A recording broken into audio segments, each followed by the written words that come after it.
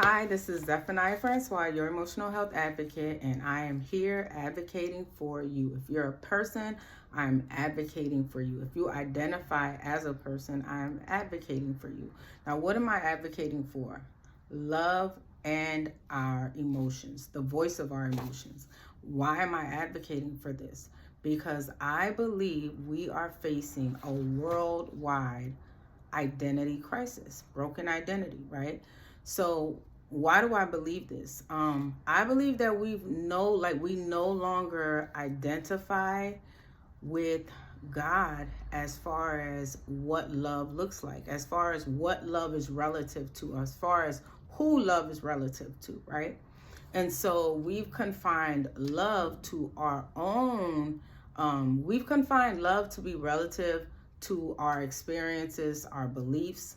But the language around love now does not really highlight God as a baseline, meaning God is no longer the filter, the baseline. He's no longer the pool of information. He's no longer how we recognize what love is.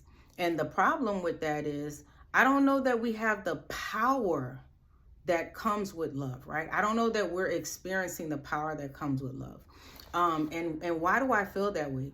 Most of the distress, most of the issues that we are experiencing in our world today is rooted in emotional distress, right? Behind mental health is emotional distress, right?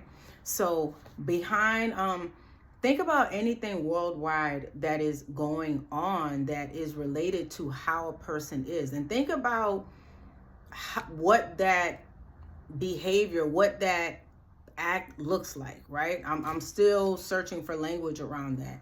But just to kind of sum it up, I really believe that we live in a violent world.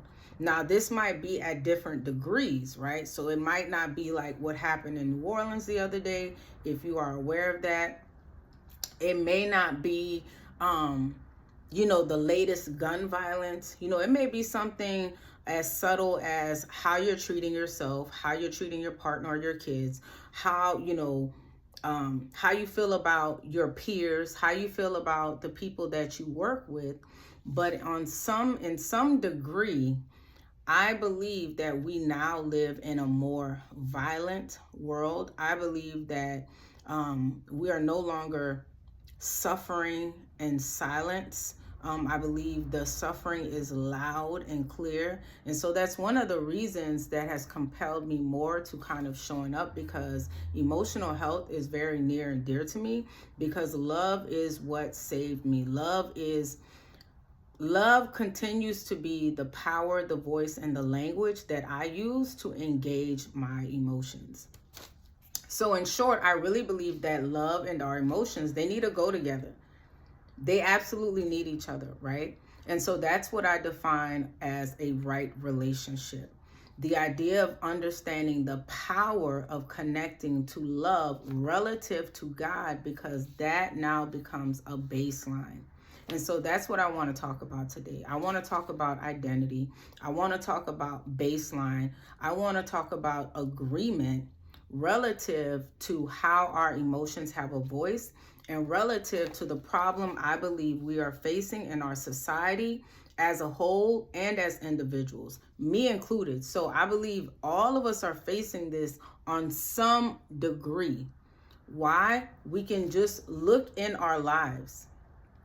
Recently, I had to sit with myself as a mother of two and kind of understand that I'm still working on regulating my emotions in the face of challenges, right, with my children, right? So that's some degree where I'm understanding that, I need to work on myself. So when I say our emotions have a voice, that is what I mean, because when I look beyond my emotions, when I look at the evidence, when I look at how I'm showing up in my world, one of the fruits of how my emotions is suggesting or speaking something is how I show up in my parenting, right? And so when I go into my own life, into that particular moment, just to bring a little bit of context and make it a little bit more relatable, by being transparent, is I understand that the baseline in that moment of addressing an issue with my children wasn't being filtered from who I am versus how I am.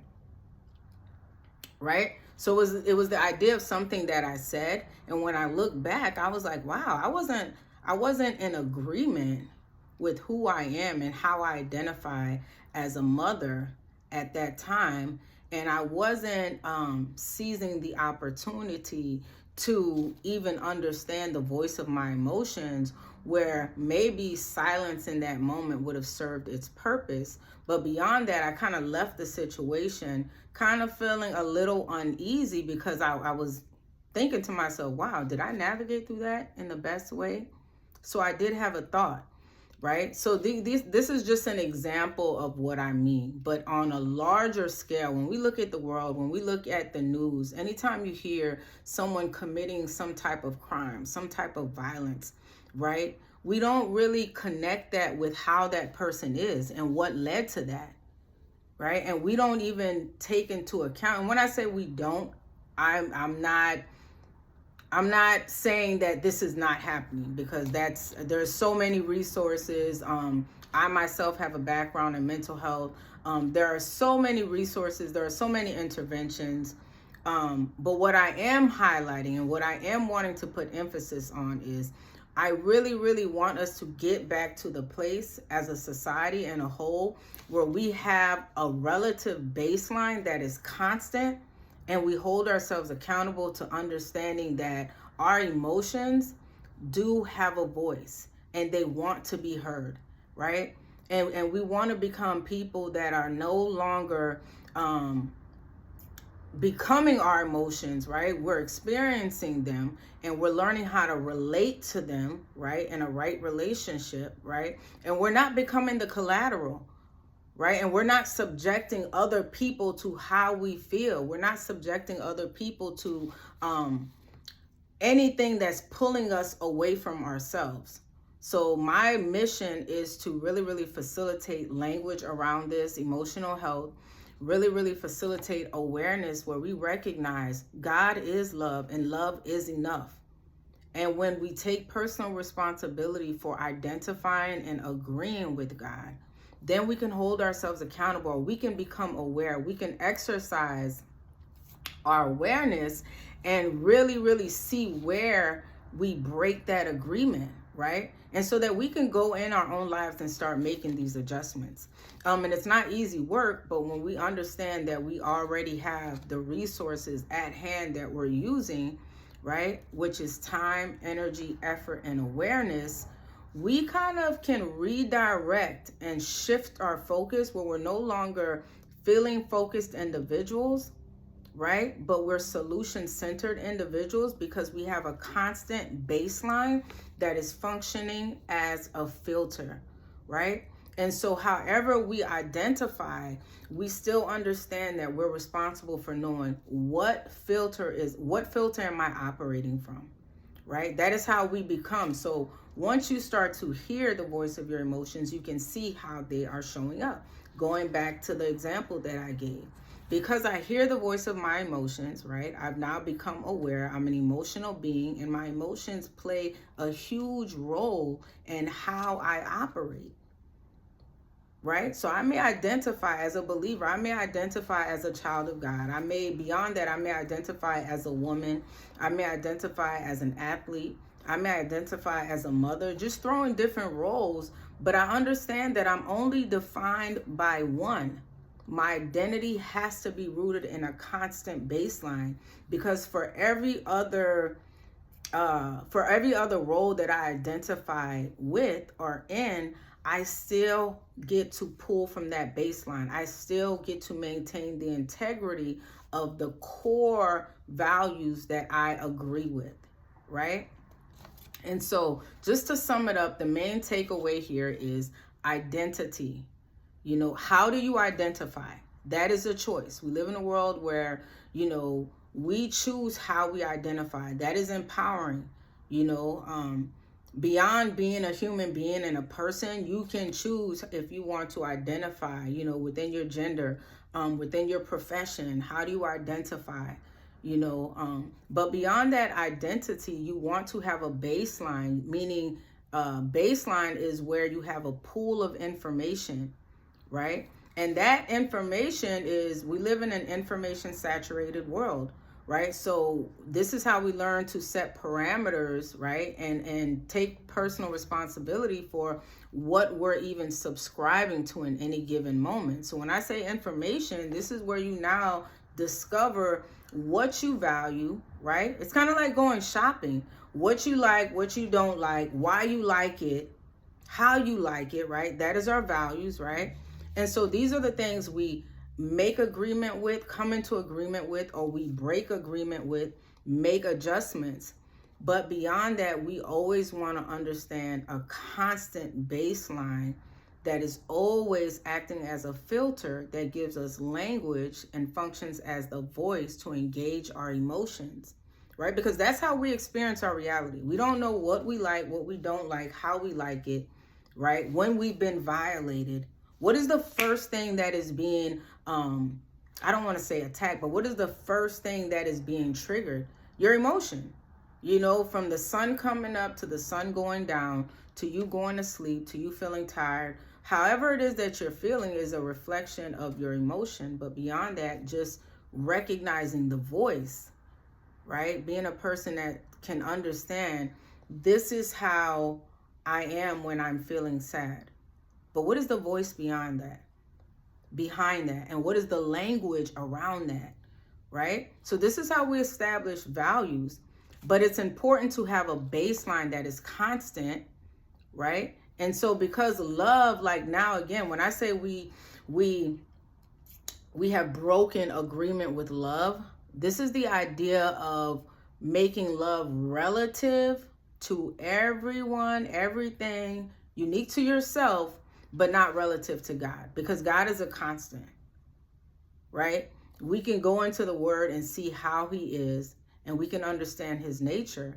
And if you're someone who doesn't believe in God, right? Let's say you don't believe in God, you're still responsible for understanding, well, at the gate, do you identify as a person? And beyond that, do you recognize that you're an emotional being? Right? So this is something universal. We still have a plane that we all come in. And as an advocate, I want to really, really make sure that I'm putting emphasis on the idea of me advocating for everyone, right? If you're a believer, then we pull from the Bible and we understand this is where we take personal responsibility for becoming aware of when we break agreement, which inevitably will happen. It happens, right? And we just go back by learning the voice of our emotions and the voice of love. We can now engage and participate in a right relationship with love. That is how we express and relate to God. If you're not a believer, you know, you're a person that still understands I'm an emotional being, right? My emotions have a voice. How are they showing up in my life? And however I identify what is my baseline, right? Because however I am, whatever your baseline is, if you don't have a constant baseline, you want to understand that that baseline is a filter and you're operating from there, right? And so this is where we want to honor who we are and allow that to be something that is always active, you know? So this is what I call emotional health, right? It's not the absence of any challenges. It's not the absence of anything that might happen to us, right? But it's the awareness of how the things that happen to us are opportunities to be developed. If you're a believer, every experience serves as a training, an opportunity to relate to God, right? And when we need to know what love looks like, that's why Jesus came. He is a living demonstration of what love looks like. So again, just being observant, watching him, now you have a model where you can begin to reciprocate that in your relationship, right? Become that to yourself and naturally be able to express yourself in a way that reflects who you are versus how you are. Because that is the idea of being rooted in your identity. So going back to the example before I close, I was able to make an adjustment by honoring who I am, how I identify as a mother, which for me, one of the things that I'm in agreement with within my identity as a mother is discipling my children.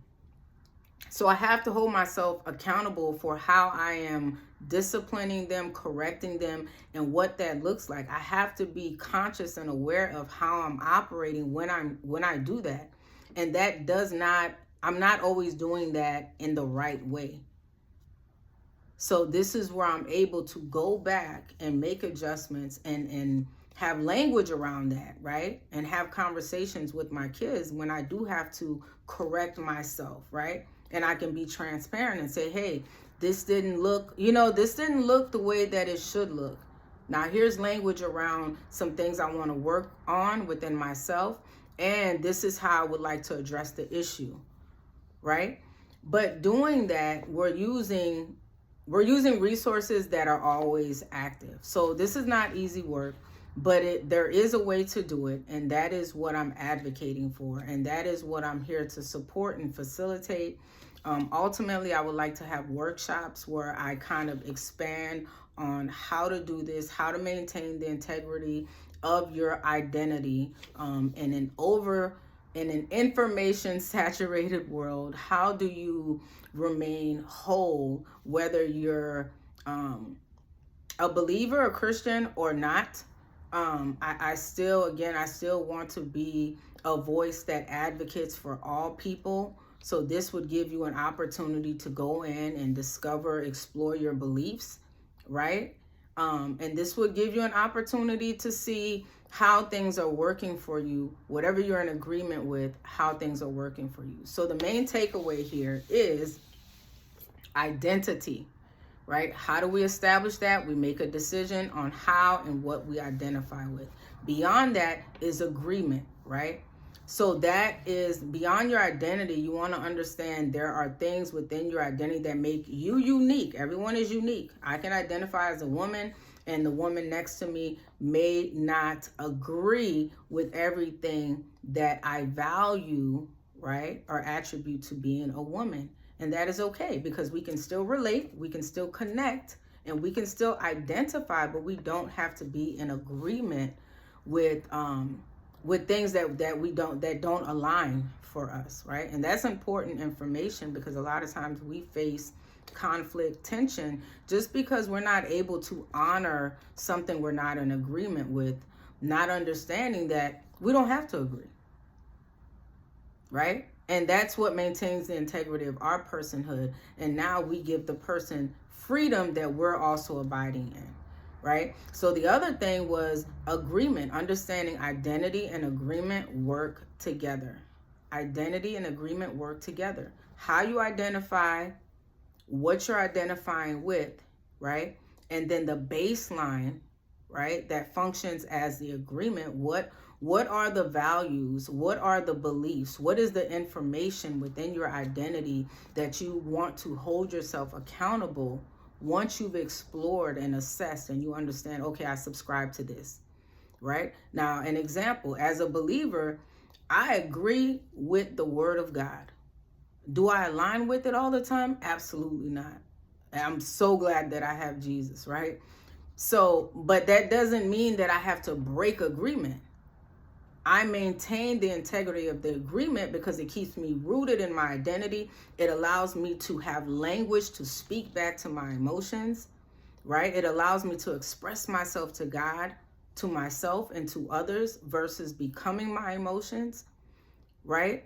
And it maintains the integrity of a right relationship with myself, with God, and with other people, right? And so the baseline is the information. Once you've taken the time, or if you already know, if you're not a believer, if you already know, what your value system is, what your belief system is. But you can also go in there once you know how you identify, and beyond your agreement, beyond your identity, beyond the baseline, how is this showing up in your life, right? What is the fruit of all that? And that's where you're going to be able to identify and recognize where adjustments need to be made. But most importantly, you're going to recognize that there is power in love, and love is not just confined to our relative experiences. It's not just confined to our belief systems, things that we value, or how we want or choose to express love, right? More than how God describes himself. And he uses attributes. Beyond that, he sent his son as a living example of what love looks like. And when we understand what love looks like, we now can recognize Jesus is a pool of information. And we're no longer problem-oriented, problem-centered, right? Now we can become solution-centered, because now we're operating from our baseline and we have a tangible example, right? Because as we're hearing our emotions, we can see them. And as we're reading the Word of God, as we're getting to learn God, we can now see him and see how he's operating in his son. And so we can see when we fall short, we understand that Jesus always rise. He never fell. When you're not obedient, he's obedient. When you don't know how to trust, he always trusts. So he is the constant, right? And he becomes the voice and the language to engage our emotions, which maintains the integrity overall of your mental health, your emotional health, and that is a reflection of your mental health. But there is a cause. I'm not just speaking from a bubble. You know, we live in a violent world. We live in a world where most of our issues are rooted in emotional distress. So what would our world look like if we understood that we could begin participating in a right relationship by learning the voice and starting to engage with our emotions from the baseline of who God is? And we can begin to see the power of love. So I'll end there. If you have any questions, thoughts, suggestions, please DM me, send me a question. And I'm just going to continue picking up, just expanding more on baseline identity, agreement relative to God and how he describes himself. The main action step you can take today is be a person that exercises awareness so that you can begin to hear the voice of your emotions and see how they're showing up and become a student, become observant of that. But also understand that God is love and love is enough. So take responsibility for searching love out so that you can see the language and hear the voice, right? And therefore reestablish or maintain the integrity of a right relationship. And if you're not someone who believes, go into your baseline and see how is that showing up in your life, right? Become aware that your baseline is a filter and you want to have something that's constant, right? So I like to say to myself, and I'll close with this, I have many roles as a woman, but I'm only defined by one. And that is my identity in Christ. I have many roles, many hats. And I know I'm fluid within that. I can take them on, take them out. You know, if you see me at the gym, if you see me engaging as a parent, you know, as a friend, as a partner, you know, in work, there's so many different roles. But because I have that baseline that operates as a filter, I have a value system that makes all of that function together, but it also holds me accountable to engaging myself in real time. And that is the power of love. Y'all have an amazing day. From Kingdom Child.